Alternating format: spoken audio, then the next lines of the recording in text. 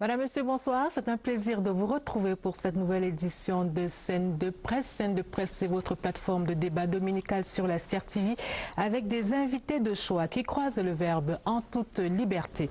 À la une de ce 404e numéro, les objectifs de développement durable, nouveau plan d'action international pour la croissance et le développement à l'échelle mondiale. Le sujet était au menu de la 71e Assemblée générale de l'ONU aux États-Unis. Le chef de l'État camerounais a souligné l'urgence d'agir au moment où la première décade de la mise en œuvre du document de stratégie pour la croissance et l'emploi tire à sa fin au Cameroun avec des résultats satisfaisants selon le ministre de l'économie et approximatifs pour une certaine opinion.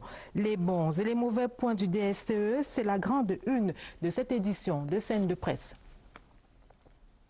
Alcool en sachet, la santé en sacrifice, le moratoire donné par le gouvernement aux entreprises il y a 2 ans pour embouteiller leur whisky est arrivé à son terme le 12 septembre dernier. En attendant la publication des recommandations de la réunion interministérielle de la semaine dernière, les whiskies en sachet continuent d'être produits et vendus au Cameroun au mépris de la santé des consommateurs. Scène de Presse tire la sonnette d'alarme en petite une de cette édition. Également au menu de Scène de Presse ce soir, vos rubriques habituelles, en focus, le professeur Tounamama, économiste, la revue de presse et le zooming. Mais avant, je vous suggère de faire la connaissance de nos invités du soir, mise en scène par Christelle Avom.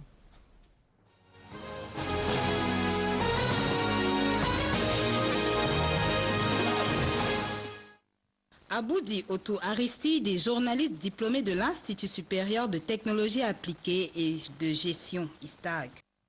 Directeur d'exploitation du journal Intégration, Aboudi, le geek, est aussi diplômé en informatique de l'Université de Yaoundé 1. Jumelez ces deux qualifications et vous obtenez le journaliste politique update qu'il est. Outre CamerounActu.net, il a baladé sa plume à la RTS et travaillé pour le cabinet Média Service. C'est donc à un journaliste aux multiples facettes qu'on a affaire ce soir. Philippe Soie est journaliste, reporter et éditeur dans plusieurs médias. Il balade sa plume où le vent de l'économie et des finances l'emporte. Que ce soit au baromètre communautaire ou au groupe de presse Le Financier d'Afrique, via TBC Radio, les chiffres et les indices n'ont plus de secret pour lui. Et lorsqu'il revêt bimensuellement son costume de super-héros, c'est pour voler au secours des consommateurs dans les lignes du tabloïd Le Consommateur Prudent. Le whisky en sachet n'a qu'à bien se tenir. Le professeur Isaac Tamba est un spécialiste des sciences économiques. Le tout nouveau directeur général de l'économie et de la programmation des investissements publics au ministère de l'économie, de la planification et de l'aménagement du territoire a un parcours professionnel exemplaire. Avant cela, il était conseiller technique numéro 2 au Minipat. Ce pédagogue dans l'âme mène parallèlement une carrière académique dans le cadre de laquelle il exerce comme maître de conférence à l'université de Yaoundé 2, où il a été vice-doyen, chef cellule et chef de division. Il est l'auteur de nombreux articles et publications scientifiques et a fait du DSCE son chapelet de prière. Accueillons à présent ce MC qui est PhD en économie, Michel Cyril Samba, puisqu'il s'agit de lui. Diplômé de l'université de Shanghai, il est un spécialiste de la CEMAC. Il a à son actif des publications pour des revues scientifiques sur le sujet. L'une d'elles est une évaluation empirique sur l'efficacité et l'efficience de la politique monétaire dans les pays de la zone CEMAC, publiée en 2013. Entre deux conférences, l'universitaire trouve le temps de se former. Il a participé à la 12e conférence annuelle de l'International Academy of African Business and Development à Edmonton.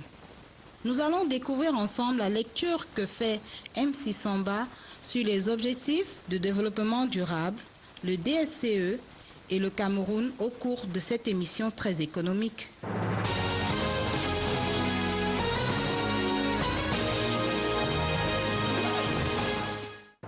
Merci Christelle. Nos invités répondent tous présents. Avant le débat, je vous suggère de revisiter l'actualité de la semaine. C'est dans la revue de presse que signe Martine-Noël Ndengue. Le président Paul Biya accompagne la première dame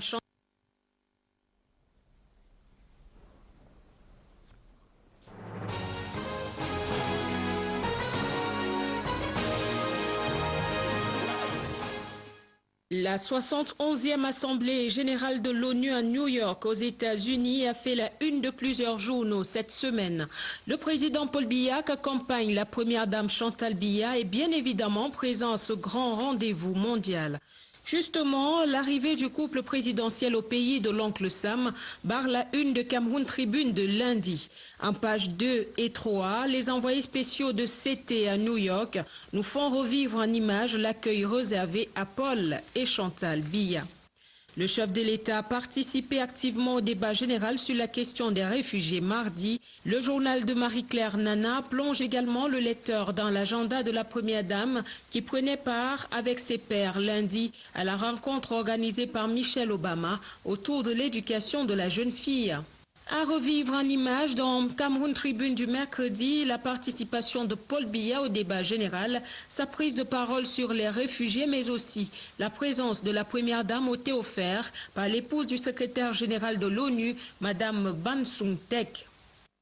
Jeudi, le chef de l'État, dans son discours à propos des objectifs du développement durable, a appelé à la franche collaboration de toutes les nations afin de faire des ODD, je le cite, des accélérateurs de l'avènement d'un monde de paix pour tous et partout, d'un monde de prospérité pour tous, ainsi que nous le rapporte le journal à capitaux publics de vendredi. La même édition nous rend compte de l'audience accordée par le président Biya à la sous-secrétaire d'État américaine chargée des affaires africaines, Linda Thomas Greenfield. L'autre actualité qui a fait parler la presse cette semaine, c'est le lancement de l'emprunt obligataire d'un montant de 150 milliards de francs CFA mardi à Douala par Alamine Ousmane Mey. Le ministre des Finances à qui le quotidien de l'économie donne la parole pour dire les tenants et les aboutissants de ce projet. Et mutation de mercredi de mettre en lumière les secteurs concernés par cet emprunt obligataire. Le tirage au sort des poules de la CAN féminine le 18 septembre dernier à Yaoundé n'a pas échappé aux fins limiers de nos canards. Cameroun Tribune de lundi présente en image les temps forts de la cérémonie présidée au Palais polyvalent des sports par le Premier ministre Philémon Yan, en même temps qu'il donne la parole à quelques acteurs. Dans sa livraison du lendemain mardi, le journal de la rue de l'aéroport analyse les chances des Lions dans le groupe A que le coach Karl Enongachou qualifie de groupe de la mort. Le jour de lundi, lui, dresse en page 11 le portrait des adversaires des Lions et fait un décryptage avancé du match d'ouverture entre le Cameroun et l'Égypte en Fandena le 19 novembre prochain. C'était la presse revue pour vous sur la scène.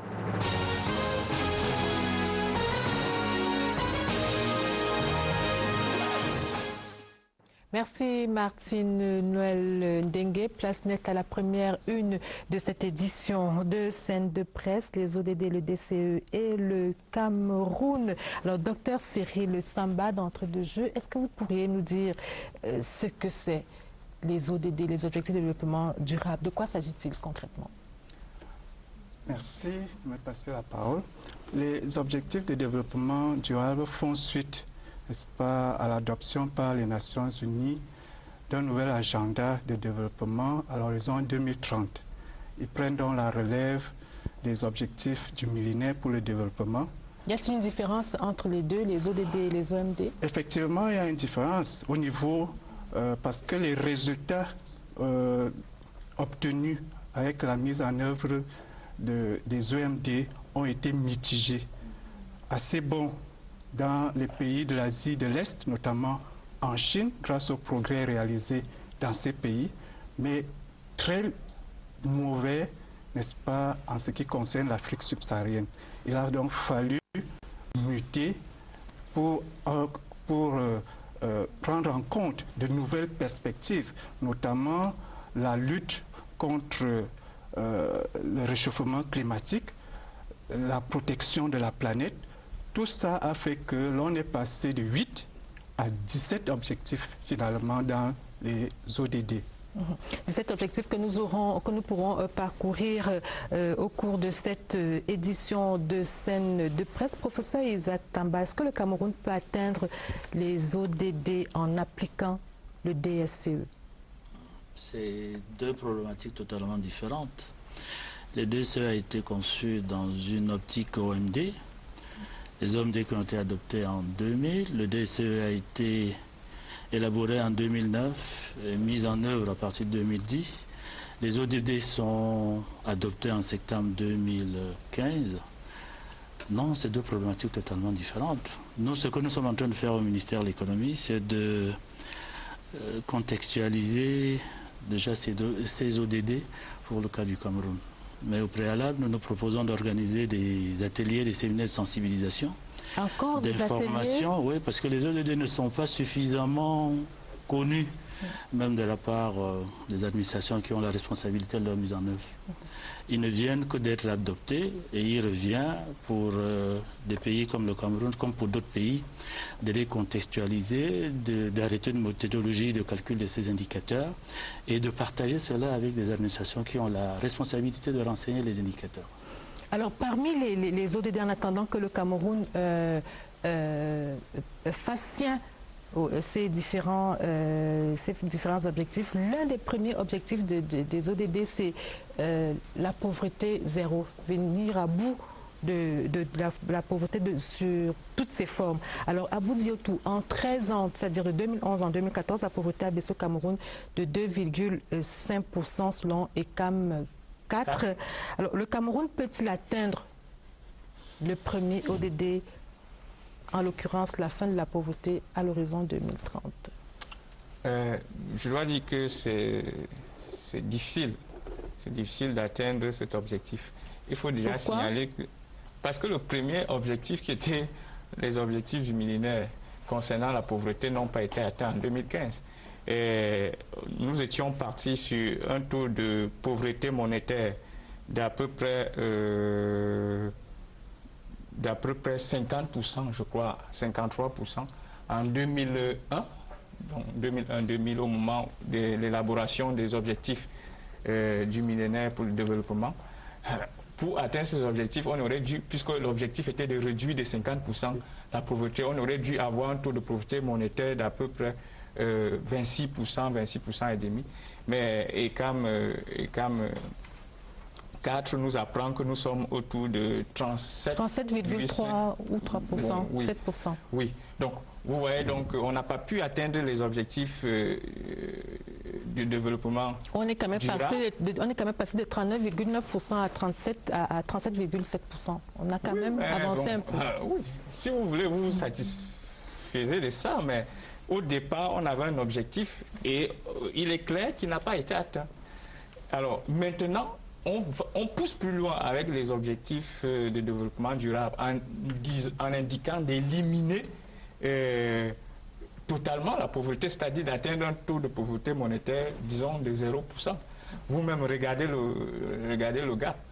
Ce d'autant plus que les statisticiens de l'Institut national de la statistique. Sans vous couper, Abou Diotou, pendant que vous parlez, j'espère que la régie va nous permettre de voir un peu les 17 objectifs des ODD, autant pour moi. Voilà. Donc je disais que les statisticiens de l'Institut national de la statistique estiment que pour corriger, parce que il y a une corrélation en fait entre la croissance et la pauvreté. C'est-à-dire que, il faut d'abord qu'il y ait une croissance suffisante. 2, il faut que cette croissance-là soit bien redistribuée. Donc, les statisticiens de l'Institut national de la statistique disaient que pour corriger, il faut qu'on atteigne des taux de croissance de 7% entre 2015 et 2020. Nous allons corriger quoi? Pour corriger. Nous allons revenir. Et quand nous observons les projections de croissance du gouvernement, nous sommes pas au-delà de 6%. On va revenir sur ces projections de croissance. Voilà. Nous allons revenir sur ces projections de croissance que la régie a commencé à nous donner en lieu et place des objectifs de développement des objectifs de développement durable. Alors Philippe Soie, l'espoir, est-ce que l'espoir est perdu? Le Cameroun avait avant 2006 la contrainte de la dette. Maintenant que cette contrainte est plus ou moins levé, on peut dire que notre pays a des coudées franches pour adresser sérieusement les questions de développement, de lutte contre la pauvreté? Non. Pourquoi? Parce que il y a des mesures essentielles à prendre. Ils appellent ça des réformes structurelles. Il faut le faire, sans quoi nous allons certainement avancer, mais en termes de résultats, le résultat ne sera pas atteint. Une des questions essentielles qu'il nous faut poser avec courage dans ce pays, si on veut parler de développement, c'est la question de la politique monétaire. Parce qu'un État a deux leviers pour mener une politique économique. Vous avez la politique monétaire et vous avez la politique budgétaire.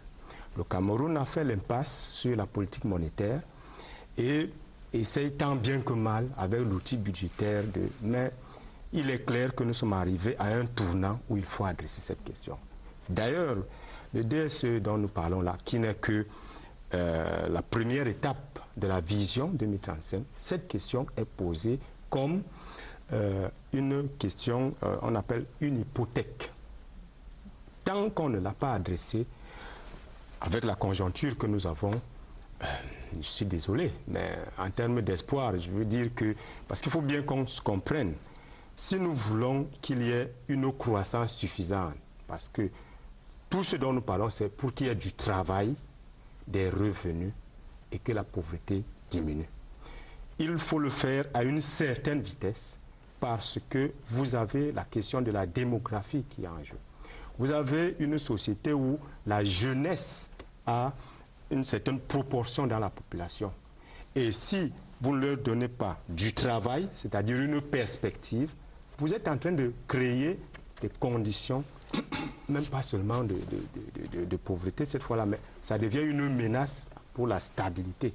Donc je crois que voilà la question centrale, à mon sens, qu'il faut aborder. Professeur Tamba, c'est un avis que vous partagez. Est-ce que tout est perdu ou alors l'espoir est permis? Rien n'est perdu, madame, rien n'est perdu. Plus que l'espoir. Est-ce que le Cameroun a les coups des franges pour adresser sérieusement les questions de lutte contre la pauvreté? Oui, nous avons des coups des franges, madame. Cela est dit dans le DSE, qui est une déclinaison de la vision Horizon 2035. Il y a 3 axes stratégiques dans le DSE. Et le premier axe porte sur la croissance. C'est celui-là qui a été investi depuis 2010, notamment avec le développement des infrastructures. Et l'ambition de cet axe stratégique était de jeter les bases d'une croissance durable, inclusive et soutenue dans la durée. Et c'est effectivement ce que nous sommes en train de mener, parce que nous sommes passés d'un taux de croissance de 3% à près de 5,9 cette année. C'est ce que nous ambitionnons d'entendre. Et également, il faut tenir compte du fait que les objectifs du DSE, il y en avait 3, disons, sur l'axe stratégique de la croissance. Le premier portait sur la réduction de la pauvreté. C'est vrai qu'on peut estimer que la trajectoire en matière de réduction de la pauvreté n'est pas celle qui était inscrite dans le scénario de référence, mais nous sommes partis de 39,1% en 2007, au moment où nous lancions les travaux d'élaboration du DSE, à 37%. Mais il faut signaler que dans le scénario de référence, l'année 2015, pour l'année 2015, nous attendions nous situer autour de 36%, 2015. Et les résultats des CAM datent de 2014. Donc le glissement entre 2014 et 2015 par rapport à ces indicateurs n'est que d'1%. Donc ça veut dire que nous ne sommes pas très loin de notre scénario de référence. Et l'ambition, madame, pour 2020, c'est de ramener le taux de pauvreté monétaire qui était de 39,9% en 2007. Voilà. Nous sommes dans cette trajectoire. Et à 28% en 2020. 28,7% en 2020. Nous nous situons dans cette trajectoire. Alors, je voudrais rester avec vous, professeur Isaac Tamba, pour que vous nous précisiez certains éléments. Dans la tribune du ministre de l'économie de la semaine dernière, il attribue la performance due à la hausse de la croissance au Cameroun. Il attribue cette performance à, comment dire, il semble dire que cette performance est due au fait de la mise en œuvre du DSE. Est-ce vraiment seulement la mise en œuvre du DSE qui explique cette croissance? On aura dans quelques instants cette augmentation de la croissance en images. Le DSE, c'est le cadre de référence de la politique économique du gouvernement, de la politique économique et sociale du gouvernement. Donc c'est la boussole, comme dit le chef de l'État. Et c'est ce document qui jette les bases, qui donne des orientations de ce que nous devons faire. Et c'est ce que nous avons fait. Nous avons investi dans les infrastructures. Est-ce qu'on n'a pas aussi été un peu aidé par la dette? Comment ça, madame? Le fait que le Cameroun n'ait plus de contraintes véritablement de dette, est-ce que ça n'a pas aussi aidé à accroître cette croissance-là? Si l'atteinte du point d'achèvement en 2006 nous a donné des coudées franches pour adresser de façon volontariste notre politique de développement. C'est ce que nous avons fait en formulant une vision de développement dans le long terme, et c'est ce que nous avons fait en formulant notre document de stratégie pour la croissance et l'emploi. Mais c'est les mesures qui ont été implémentées à partir de 2010, parce qu'avant 2010, nous nous situons dans des niveaux de croissance qui sont très modestes, qui tournent autour de 2% en moyenne entre 2000 et 2010.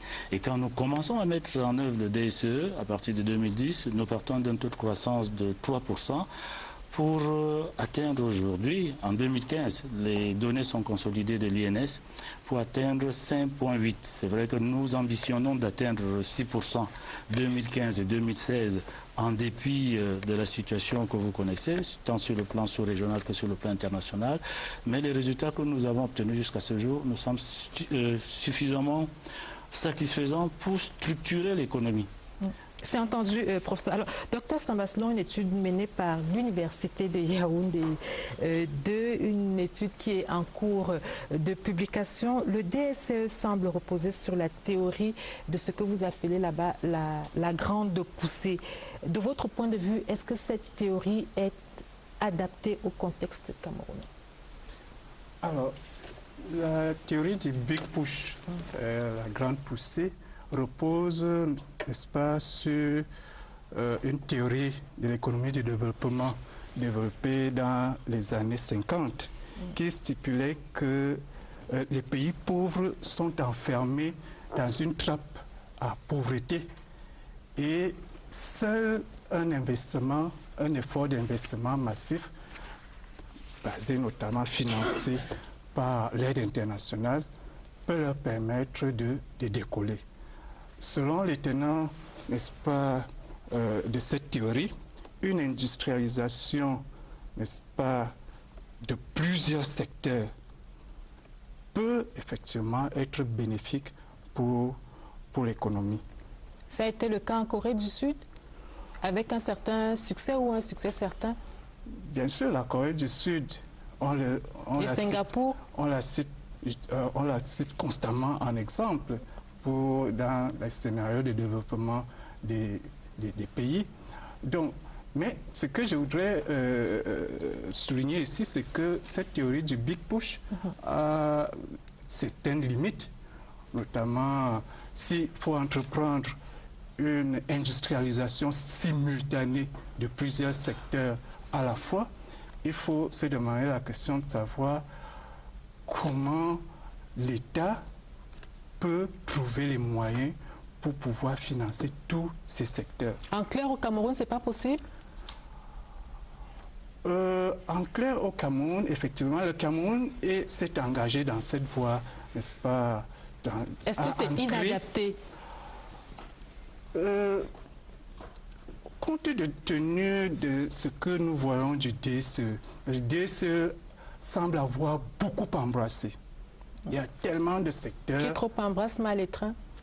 Effectivement. Donc, il y a tellement de secteurs à développer et il faut se demander la question de savoir, se poser la question de savoir d'où peuvent venir ces moyens. Certes, il y a l'aide internationale qui aujourd'hui pose problème parce que les pays qui financent cette aide internationale sont eux-mêmes englués dans des problèmes économiques et donc ne peuvent pas suffisamment dégager des fonds pour soutenir l'aide internationale.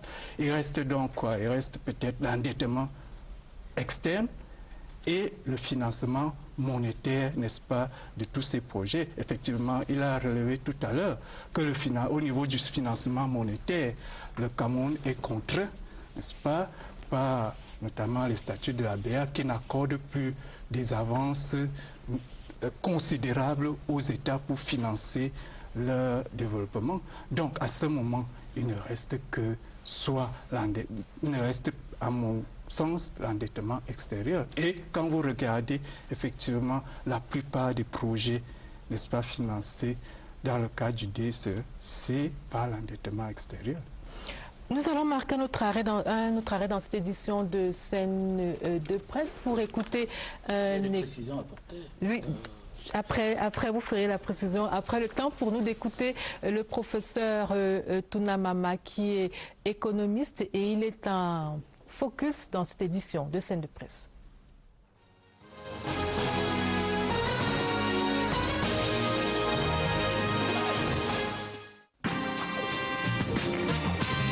Le monde étant devenu un village planétaire, aucun pays ne peut plus facilement se tirer d'affaire tout seul. Je suis tenté de dire, hors de la solidarité, point de salut dans l'économie mondiale actuelle. C'est pour cela, par exemple, que la solution à la crise financière internationale contemporaine a été une plus grande coopération entre les différentes banques centrales et, de façon générale, une plus grande coordination des politiques monétaires et financières.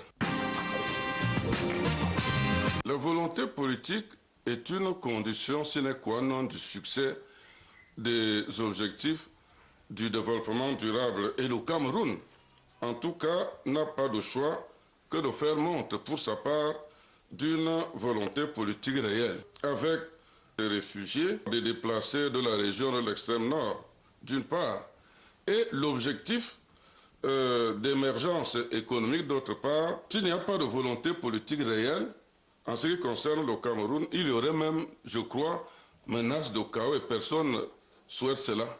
Donc la volonté politique est une condition nécessaire. L'argent, c'est le nerf de la guerre. Sans trancher le nœud gordien, sans passer à l'action, sans mettre la main à la poche, ce ne sont pas les bonnes intentions qui peuvent permettre l'atteinte des objectifs du développement durable. Pour obtenir les moyens nécessaires, il faudrait peut-être copier le modèle de la COP21, dont le succès devait être garanti par des engagements contraignants des États.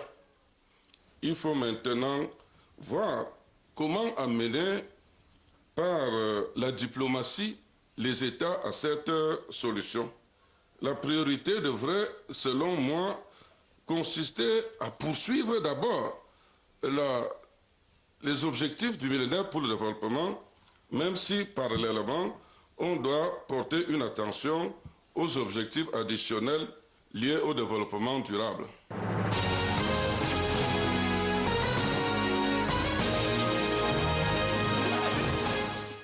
Alors, professeur Tamba, vous voulez réagir, en quelques mots? En quelques mots sur les propos qui viennent d'être tenus sur le DSE. C'est une méconnaissance du DSE que de dire que le DSE a trop embrassé. Quand on regarde ce qui est fait depuis 2010, on se rend compte qu'il y a une priorisation des actions. Il y a une certaine cohérence dans tout ce qui est fait depuis 2010 en termes de développement des infrastructures. Et sur le plan de la linéarisation des actions phares du DSE, ce que nous avons commencé en 2010, c'est la première action phare. Ensuite, va suivre la modernisation de l'économie. Dès que ces gros investissements, ces grands chantiers seront achevés, maintenant, on va commencer le processus de modernisation de l'économie parce que l'environnement et le climat des affaires se seraient améliorés. Donc, dire que le DSE, c'est vrai, le DSE a 7 secteurs, les 7 grands secteurs du DSE, mais ça ne veut pas dire que nous avons tout embrassé à la fois.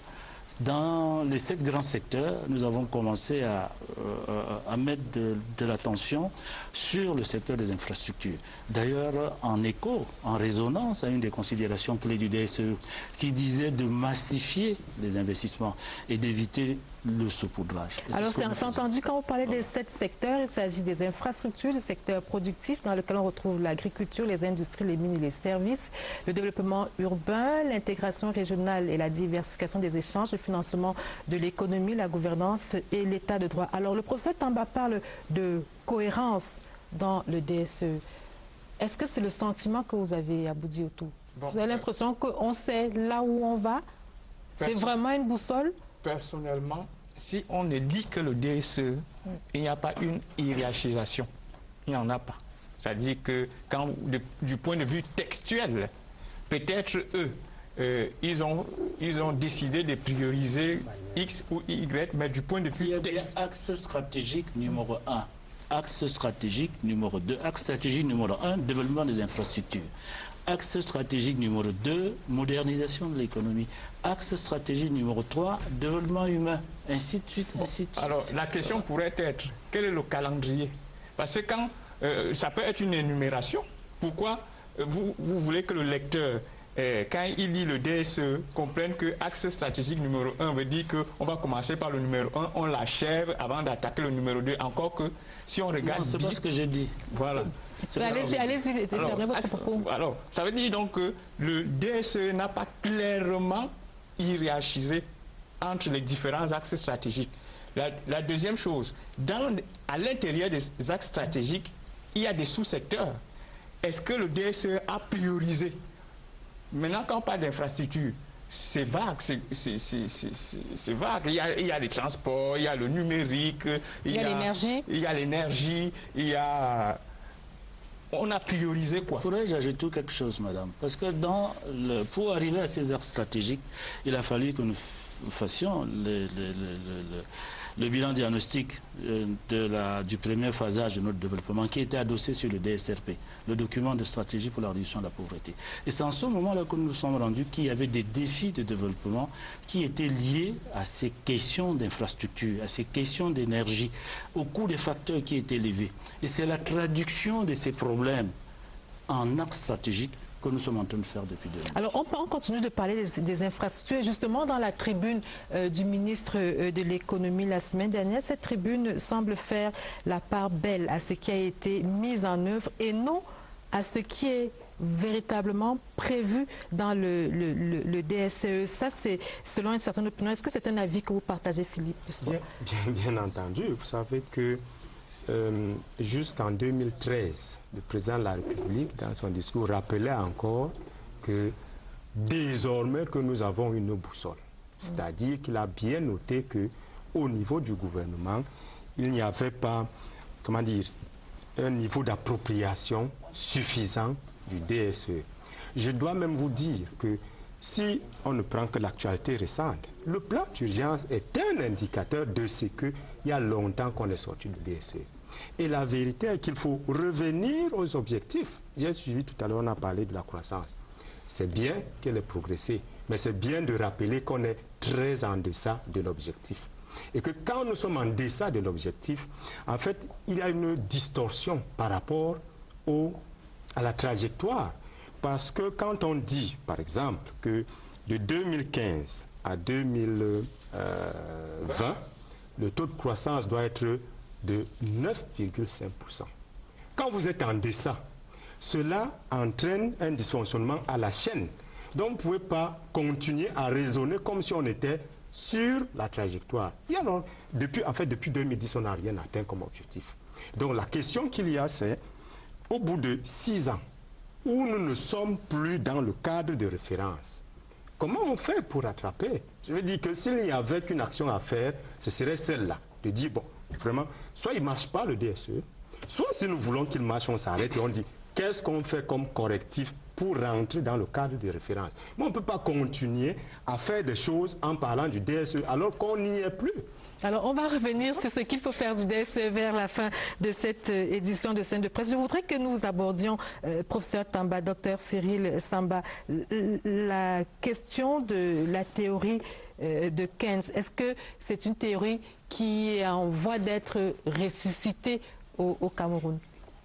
Le ministre de l'économie en parle dans son en évoquant un auteur, un économiste parmi tant d'autres. Des milliers, parmi des milliers. Un économiste qui a suivi cette voie, qui a décrit une situation de vent contraire des années 30 et qui a proposé des solutions qui allaient dans le sens de la massification des investissements dans certains secteurs.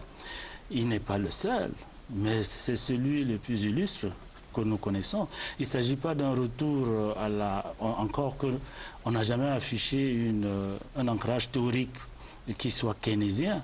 Il est vrai que dans les actions que nous menons, que le gouvernement, que le Cameroun mène quotidiennement, ou à travers le DSE, ou à travers les orientations de politique économique qui sont données par le chef de l'État et mises en œuvre sous la coordination du Premier ministre du gouvernement, il est vrai qu'on peut ressentir des relents d'interventionnisme, des relents de keynésianisme, mais dans la tribune libre que le ministre de l'économie a bien voulu commettre pour susciter dans ce débat sur les orientations futures de notre économie, il n'a pas jeté son dévolu sur la pensée, sur la théorie keynésienne. D'ailleurs, à la fin, comme option de politique économique, comme ancrage théorique, il parle d'une politique mixte. C'est-à-dire un mixage qui prendrait un peu chez les interventionnistes et un peu chez les libéraux, les néolibéraux, pour donner les résultats que nous attendons à la fin, n'est-ce pas, de ce premier phasage de notre développement. Docteur Cyril Samba. C'est vrai, en lisant la tribune du ministre, on a l'impression effectivement qu'il y a une certaine n'est-ce pas, apologie du keynésianisme. Ce qui n'est même pas mauvais en tant que tel, puisque lorsque vous regardez les DSE reposent effectivement non seulement sur les stratégies de l'offre, mais également sur les stratégies de la demande qui sont chères à 15. Donc, ressusciter le keynésianisme ou les idées de 15, cela a déjà fait l'objet, n'est-ce pas, on l'a vu, n'est-ce pas, avec la récente crise dans les pays développés, notamment aux États-Unis. Aux États-Unis en 2007. En 2007, ou effectivement dans les autres pays. Mais l'idée, l'impression que l'on a en lisant cette tribune, c'est effectivement que le ministre revient davantage sur la réalisation des infrastructures qui sont une politique prônée justement par 15. Et on a tendance à croire que c'est effectivement cette politique keynésienne qui est prônée, alors que de l'autre côté, dans le DCE, effectivement, il y a des dispositions, n'est-ce pas, relatives au développement ou à la modernisation de la production, donc au soutien de l'offre. Alors la tribune, vous continuez de parler de cette tribune-là, elle, on l'a dit sur ce plateau, elle fait la part belle aux infrastructures. Pourtant, le DSE parle également de l'emploi. L'emploi fait même l'objet du chapitre 4 du DSE. Qu'en est-il? Le ministre n'en parle pas, il ne parle pas de l'emploi, il ne parle pas de l'industrie, il ne parle pas de l'intégration. Bon, où sont passés ces autres secteurs? Il ne parle pas de l'emploi, peut-être parce que les résultats ne sont pas bons. Parce que l'objectif du DSE était de réduire la pauvreté, de réduire plutôt le sous-emploi de 75 à 50% à l'horizon 2020. N'est-ce pas? Mais que nous enseigne ECAM 4? ECAM 4 nous enseigne que le sous-emploi a augmenté entre 2007 et 2014, passant de 71,1% à 79%. Vous voyez, c'est-à-dire que le DSE... Le taux d'activité. Non, je parle bien le taux de sous-emploi. Le taux d'activité. Le taux de sous-emploi. Je suis clair, formel, c'est de ça qu'il s'agit dans ECAM 4. Je n'ai pas le document avec moi ici, mais de ça qu'il s'agit. Donc, le niveau de sous-emploi a augmenté. Et pourquoi le niveau de sous-emploi augmente? Parce que quand vous voulez créer la croissance par les investissements, par les infrastructures, posez-vous la question de savoir qui les construise. Est-ce que la construction des infrastructures crée réellement l'emploi pour les Camerounais? Est-ce que ça crée réellement de la valeur pour les entreprises camerounaises? Qui construit les barrages? Ce ne sont pas les entreprises camerounaises. La deuxième chose, c'est que le Cameroun a un problème dans la structure de son économie. Dès qu'on a une petite croissance, elle est redistribuée. Dès qu'elle est redistribuée, elle repart. Parce que dès qu'un Camerounais a un peu d'argent, qu'est-ce qu'il fait? Il s'achète un costume fabriqué à l'extérieur. Il s'achète une voiture qui vient de l'extérieur. Donc, la croissance qu'on crée, même le peu de croissance qui existe, ne profite pas directement aux entreprises camerounaises. Parce que comment on redistribue la croissance? C'est en créant les emplois. Alors justement, Philippe Soie, comment faire pour Madame, que... un instant, professeur, je viendrai à vous dans quelques instants. Comment faire pour que les pauvres bénéficient de la croissance au Cameroun? Pas de revenus. Mais pour ça, il faut encore qu'il y ait des emplois. Parce qu'on a un problème au niveau de cette croissance qui n'est pas inclusive. Parce qu'on a parlé du taux de pauvreté qui a baissé, mais ce qu'on dit aussi, c'est que les revenus sont captés par à peu près 20%, 10% de la population. Donc, si on ne réussit pas à les intégrer dans le circuit, dans le marché du travail pour qu'il y ait des revenus, mais pas seulement là. Il faut, ce que Aboudi dit est essentiel, parce que ce soit même la théorie de caisse dont on parlait tout à l'heure, effectivement, ça marche parce qu'il y a une économie, j'allais dire presque, il y a une sorte de protectionnisme. Alors, docteur, oui, si ce n'est pas le cas, effectivement, on se retrouve dans une situation où la question, par exemple, de la politique commerciale du Cameroun, dont personne ne se soucie de ce déficit qui ne fait que devenir abyssal d'année en année. Vous ne pouvez pas quand même être... Ça fait combien? Depuis 2010, nous sommes en déficit avec une balance commerciale déficitaire. Nous sommes aujourd'hui à presque 3 000 milliards de déficit cumulé. Alors, docteur Samba, il faut des mesures. Docteur Samba, vous avez des propositions sur comment faire en sorte que la croissance puisse également bénéficier... Que la croissance soit inclusive. Voilà, qu'elle puisse bénéficier aux pauvres. En quelques mots. Qu'elle puisse bénéficier aux pauvres, il faut des actions spécifiques à l'endroit de ces pauvres. Et je pense ici, n'est-ce pas, au soutien à la consommation de ces pauvres. Vous savez que le gros des pauvres dans notre pays se trouve en zone rurale. Donc, comment soutenir ces pauvres en zone rurale? Il faudrait, n'est-ce pas, déjà les soutenir en termes de renforcement de leur capacité de production, par notamment des formations. Il faudrait les soutenir en créant des marchés locaux.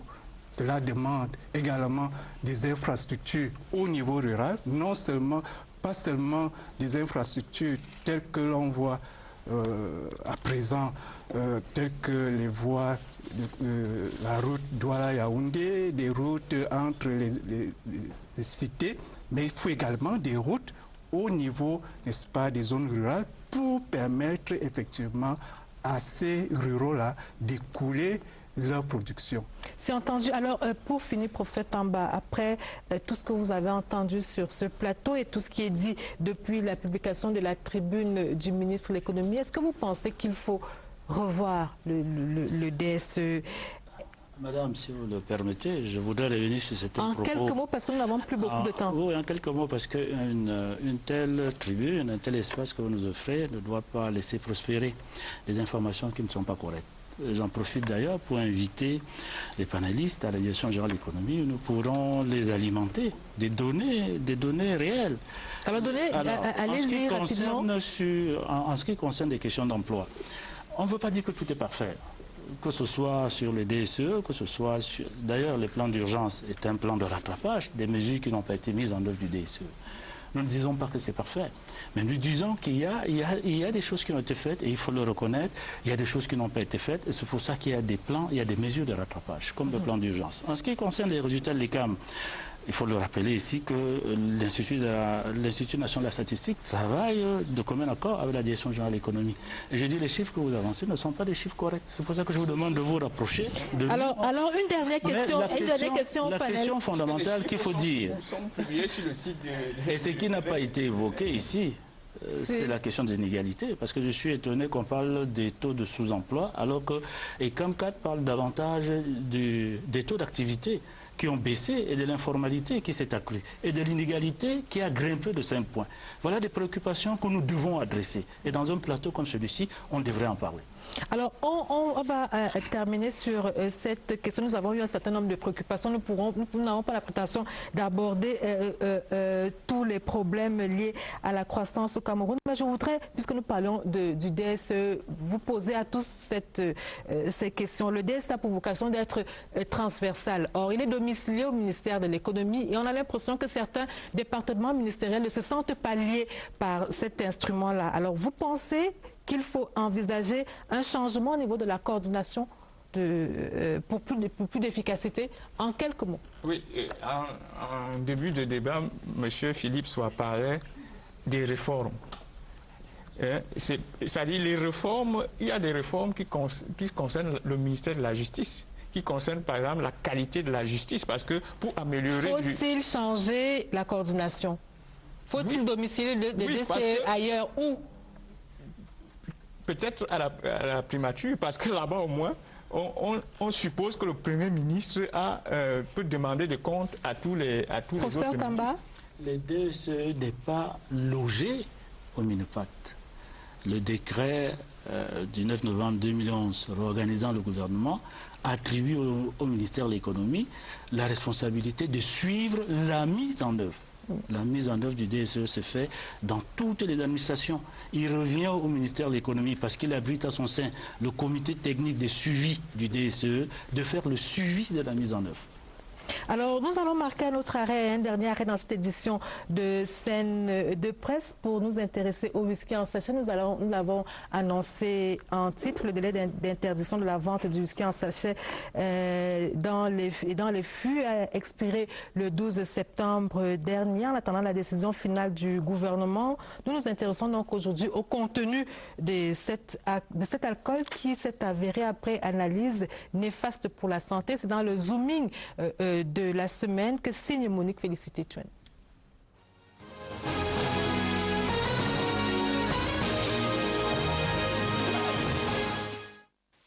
Ces petits sachets d'alcool au centre des attentions ces derniers jours nourrissent l'appétit des Camerounais depuis des décennies, entraînant sur leur physique et dans leur vie des conséquences fâcheuses dues à la composition douteuse de cette boisson.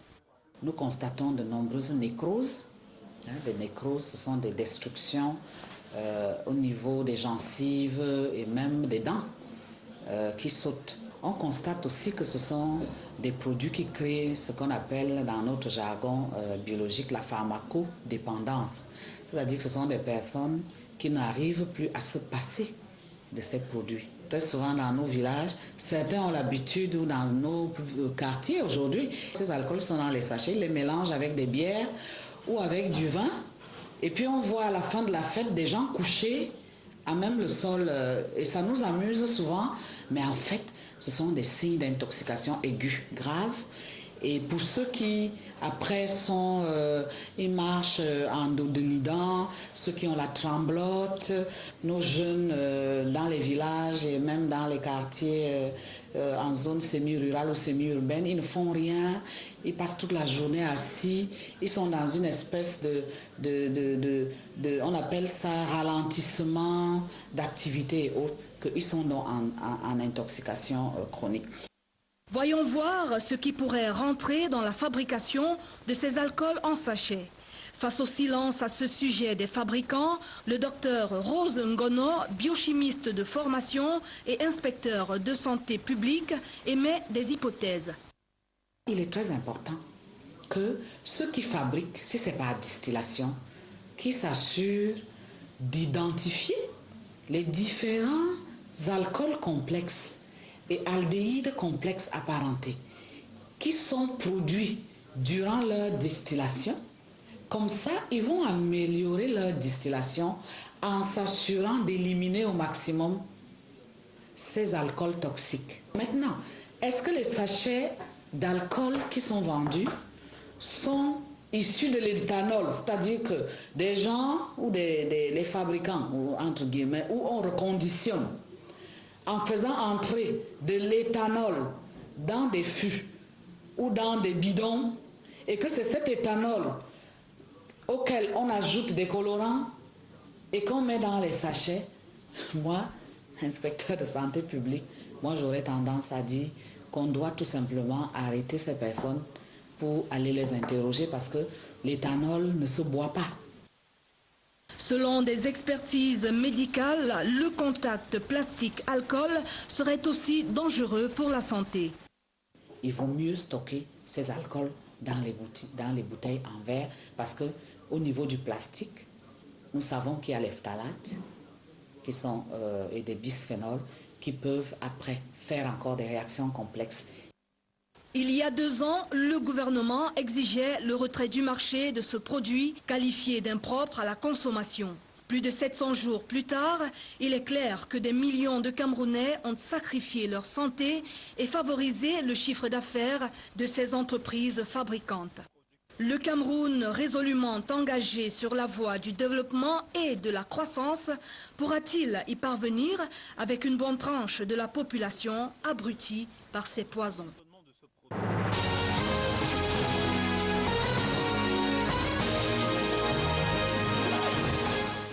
Voilà qui est bien dit, Monique Félicité Chuen. Philippe, soit une réaction? Oui, je suis assez choqué du laxisme avec lequel le gouvernement gère la question de whisky en sachet. Parce que pour un pays avec la jeunesse que nous avons, avec le niveau de désœuvrement que nous avons, les pousser à ce niveau dans l'alcoolisme est un suicide programmé pour la société. Et donc je suis assez surpris. La société, même pour l'économie. D'abord la société, l'économie, je veux dire que ce n'est qu'une entreprise. Vous fermez tout ça, il y aura 2000 personnes peut-être qui seront mais qui vont se recycler dans d'autres activités. Donc ce chantage que certains opérateurs économiques font souvent à l'État, comme quoi c'est des emplois, je vous demande... Quand on parle d'économie, c'est que ces personnes qui sont accros à ces alcools-là ne sont plus productifs. Oui, bien entendu. Elles sont plus productives, autant pour moi. Bien entendu. Et c'est un phénomène sur la durée, pas seulement pour le moment présent, mais parce que vous devez savoir qu'il y a des problèmes de santé publique qui vont s'en suivre. Et c'est surtout cela qui est dangereux parce que avec le système de sécurité sociale que nous avons, dans 5-10 ans, quand les problèmes de cirrhose de foie vont arriver, à ce moment-là, tout le monde va mesurer la facture. C'est entendu et nous reviendrons sur ce sujet lié à l'alcool en sachet dans les prochaines semaines. En attendant, nous retrouvons Agnès Solange Abessolo pour les unes du lundi. Bonsoir Agnès Solange. Bonsoir Lucrèce, bonsoir à vous, adeptes de l'info croustillante. Alors, l'actualité assez variée des tabloïds nous conduit d'abord en culture, avec Mutation qui ouvre un pan de voile sur les droits d'auteur. Philémon Yan ne veut pas des binationaux. Le titre fait la petite une donc du quotidien qui poursuit que seuls les citoyens camerounais peuvent prétendre aux fonctions de gestionnaire des sociétés de gestion collective. C'est à la faveur du décret du Premier ministre qui stipule justement qu'il faut être de nationalité camerounaise pour présenter sa candidature comme PCA et DG des organismes de gestion collective. En grande une du même journal, une interrogation en rapport avec la CAN 2016. Pourquoi le budget a été amputé de 18 milliards?